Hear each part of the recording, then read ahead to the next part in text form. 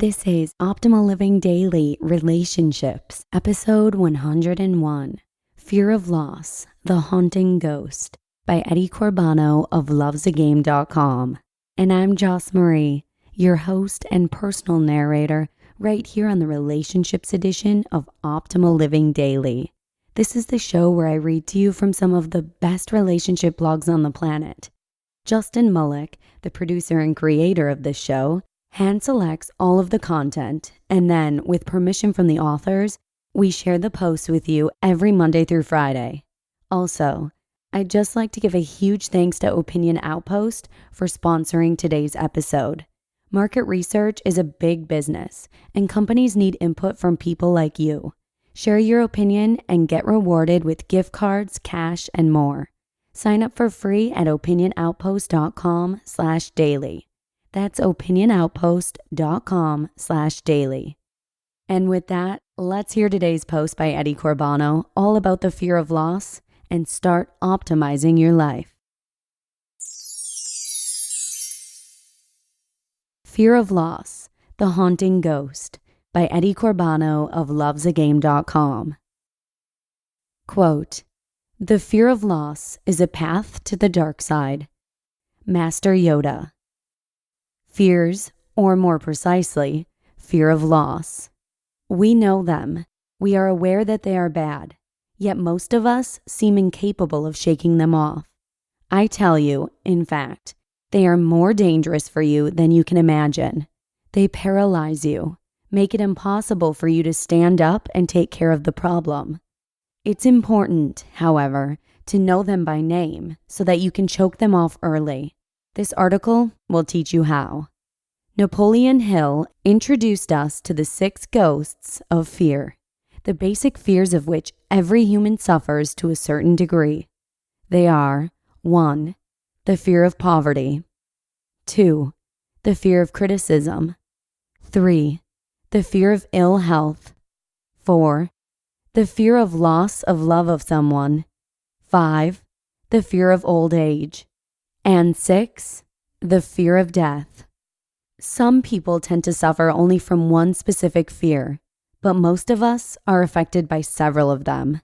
It is vitally important that you are absolutely clear that fears are a state of mind.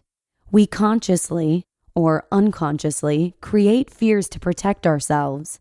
In fact, they create an opposite effect to protection. In the Stone Age, fears had the right to exist. A good, healthy fear of anything ensured the Stone Age man's survival. Yet, he knew nothing about fear of criticism, poverty, or old age. These are civilization fears, which we have created artificially. So, some fears may have been good back then, but nowadays, what really protects us is the absence of fear. Hill gives us the example of the physicians, who never became infected by contagious diseases because of their immunity, which solely consisted on their absolute lack of fear. Does this mean that fear is attracting just what we are afraid of? You can bet it does. That's the law of attraction helping us to get what we desire, and we do exactly that. We have it constantly in our mind, connect it with a very powerful emotion, negative, but powerful. That's all the law of attraction needs to fulfill our thoughts. Think about that. The fear of loss is the basic fear of losing a person you love, a person you think you need in your life in order to survive. Would you believe me when I say that I personally experienced my fear of losing literally driving the person I loved away from me? That is true. When we fear losing someone, we'd take measures that we think will ensure the person we love stays with us. What would we do? What measures would we take? Number 1, we would do anything to assure that our partner loved us. Number 2, we would very often tell them that we love them ourselves. Number 3, we would very often get very, very jealous. And number 4, we would accuse, argue, fight. Jealousy is, in fact, the most common symptom for that fear. And all of this because we are afraid to lose our partner, despite loving them so much. I will give you an example. Here's an email from a reader that demonstrates what I mean. Quote, "We have both been hurt in past relationships, her more so than I have. I was cheated on by a girlfriend at 17, and that's following me to this day. Since we both live so far away, and we won't get to see each other again since August, past fears have started to resurface in both of us, especially since we have recently learned in more detail our sexual past.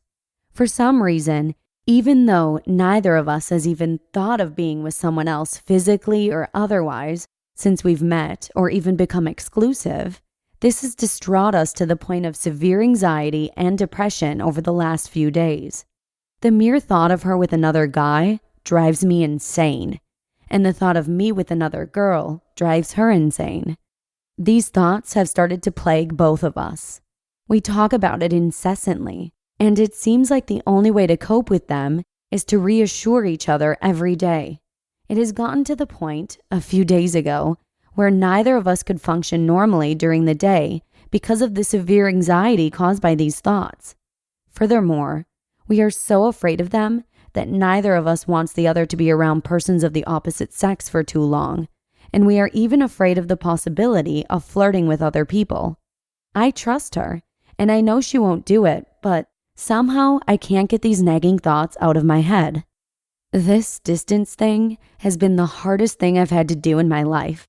And I have absolutely every intention to marry this girl in the next couple of years. So how do I cope with these thoughts? Neither of us ever spends any time with people of the opposite sex, and so it seems unreasonable to even have these thoughts. And yet, we get jealous at the possibility of unfaithfulness, even though this has never happened and neither of us ever do it. What can we do?" Unquote. Being in a long-distance relationship doesn't help in this situation. It makes things worse. I wrote to this young reader that the solution here is to understand and accept that they cannot help each other in that matter. They've learned already that reassuring faithfulness only lasts about 24 hours before it haunts them again. So, it is imperative that both work on their personal problems first. The solution for their relationship problems will follow. There are multiple reasons for the fear of loss, and it is not always clear where the fear is coming from.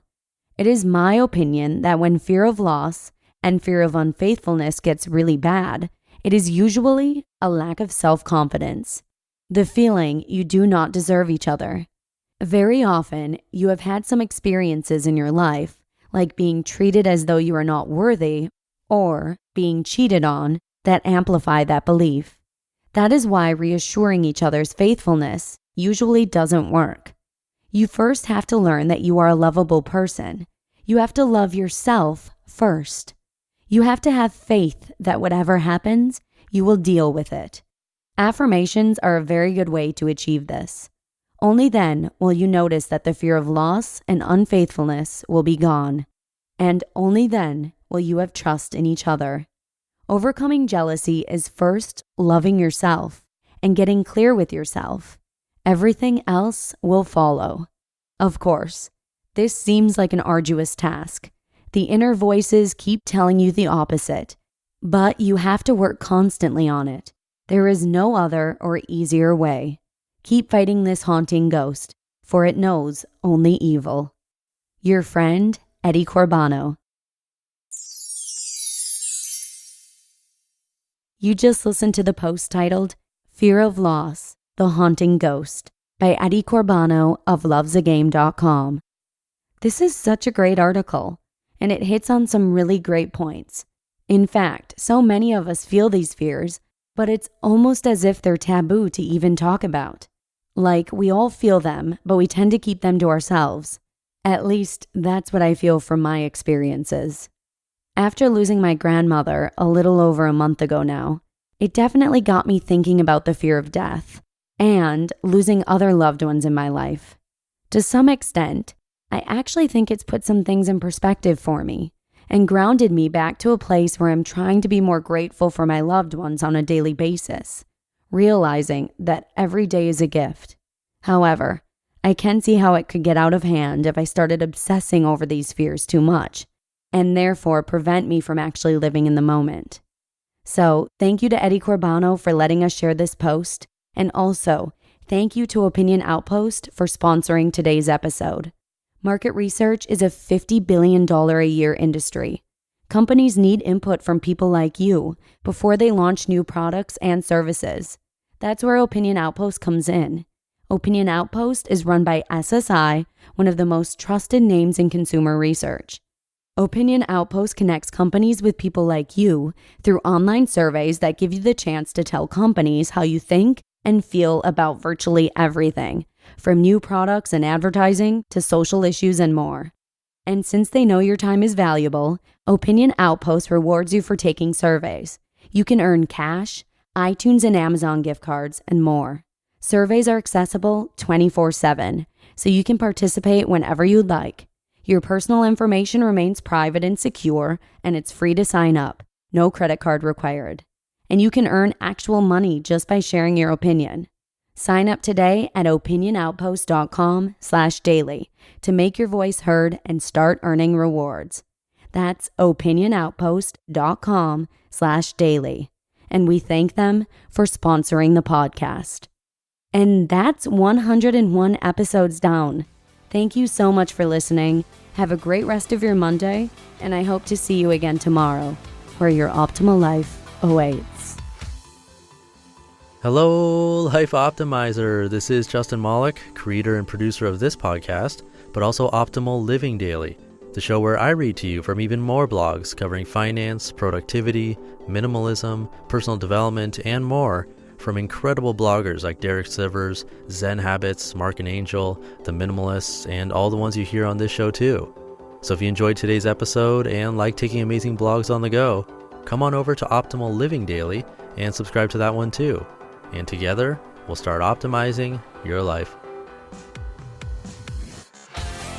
You've been listening to Optimal Living Daily. Be sure to hit the subscribe button to stay up to date on each new episode, and head to oldpodcast.com. That's OLDpodcast.com for a free gift, as well as more actionable tips and resources to help you maximize your potential. Thanks for joining us, and remember, your optimal life awaits.